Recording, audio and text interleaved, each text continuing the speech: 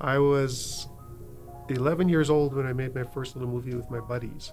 But it all started when my parents gave me a photo camera and I was about 9 or 10. And I started taking pictures and my dad would develop the film, send it away for developing.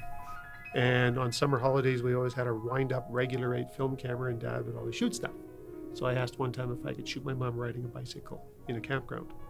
And he got the film back and I was amazed that my shot worked.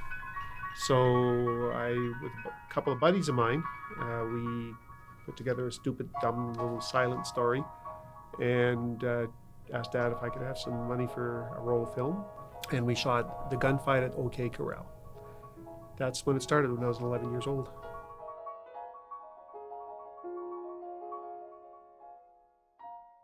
It's funny because when you first start in this industry, there's this weird belief that it's going to be all romance, and you get to say you work in the film industry and you work on such and such a project, or you worked with this actor or that director, and that's kind of what gets you into this industry. And the moment you step on set or you're working in post-production, there's a moment where everything clicks, where you stop being a fan of people and start being a fan of the industry. There'll be a moment where you've realized you have worked 8 days in a row at 20-hour days and you wouldn't change anything for the world. The transition between working in industry and teaching students is remarkable because it's very frustrating at times. It takes a while when you're an instructor or become an instructor to realize that A, the students can't work as fast as you expect. B, oh yeah, they don't know how to do that.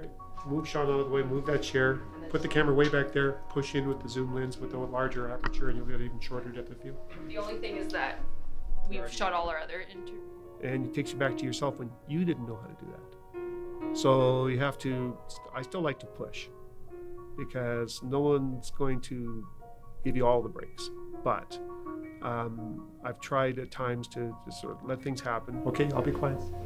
Yeah. And offer advice sometimes and see what happens and let them explore, and they also teach me things. There are little things I've learned, little bits about sound that they come back from their practicum with. I've learned that. But even more than that is that I have learned that as long as you have a drive and a passion for this industry, you're going to create and you're going to be successful.